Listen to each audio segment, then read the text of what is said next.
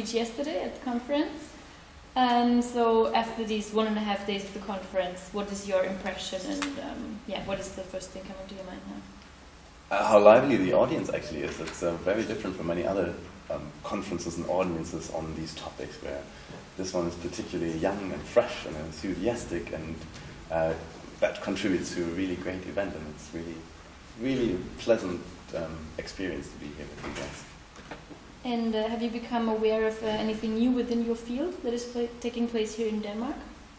No, unfortunately not. It's I've have a few contacts over the last couple of years in Denmark, but there's really, it seems that there's nothing happening in my particular field, complementary currency, which doesn't really mean that there's nothing happening at all, but just on that very topic, I'm not aware of any initiative happening in Denmark. Of course, the Røde Penge, the positive money campaign, is related. It's kind of concerned with the same issues, but taking a different approach to it, and they seem to be quite an active bunch that is going quite well and getting some attention, even on the national media and politician side here in Denmark, so that's great. But my field is coming from the grassroots, so to say, and changing money the bottom up, and I haven't seen anything yet on that in Denmark. And have you learned anything new about other fields that are discussed here at the conference? Well, I was really happy to meet Stacco from the Commons Transition platform, which is something I've followed from the very beginning for me. Peer-to-peer technologies and ideas and complementary currencies and monetary reform were always kind of the same thing, so it's really nice over the last couple of months to re-engage with Michel Barnes and then Stacco being here, and how he differentiated many of the ideas and the misconceptions there also was really a useful thing. And the presentation on the values of co-ops and the core ideas was a very nice one to actually sort these things out and not just make it an abstract governance construct, but actually bring it down to what it actually means to people, and how that is a valuable thing to engage with in whichever field, be that energy or food co-ops or even complementary currencies are often set up as a co-op, and how that makes sense. And a very easy question, what is your vision of a better world? Oh, it's just so much better. It'll be so much nicer. No, that's probably not what you're asking for.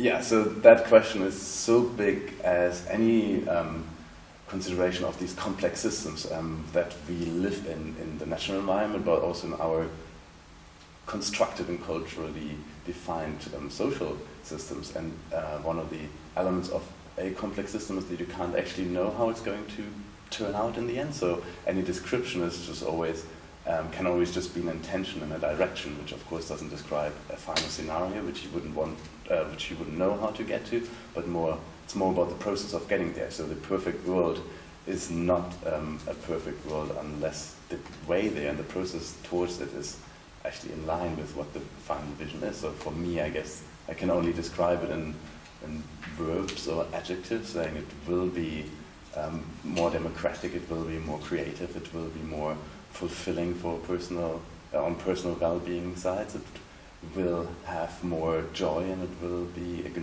be able to acknowledge all the beauty and the value that we experience as human beings, instead of drawing attention and energy towards the things that we don't actually like work as it's currently defined, or the economy as we currently see it, and even academia and science will be something that is actually a joy instead of a chore. I mean, we are at the business school. I think these things are quite tangible here, how education and knowledge and learning are not very human.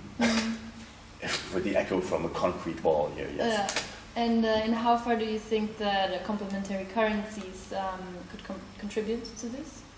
As far as people manage to actually implement their own values into these things. I mean, as much as it's often discussed, if they are actually a feasible plan, as you can actually change the economy with complementary currencies, or if you can actually run anything with a complementary currency, if they make sense or something, it's really, it's not so much as a ready-made solution, it's also an approach, and complementary currency always goes to say that there are values that are currently not expressed in conventional money, and we have to redesign our economic operation systems to actually incorporate these values. So in this sense, they are a necessary condition, but they're not the last answer and the only thing that needs to happen. And what about the challenges of the coexistence between complementary currencies and official currencies?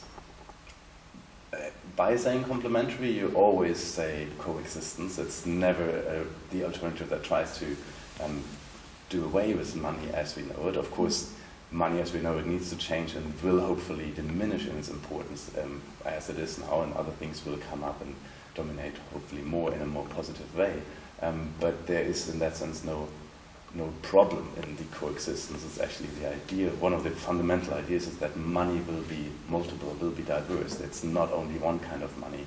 It's always set with many, many different currencies that are needed to express all the different values and the different interactions that we need to follow, to fulfill all our needs. And that is probably the most fundamental paradigm shift, that money is not one national currency or one European currency or one world currency, and even the national currencies as we have at the moment are all the same kind of money.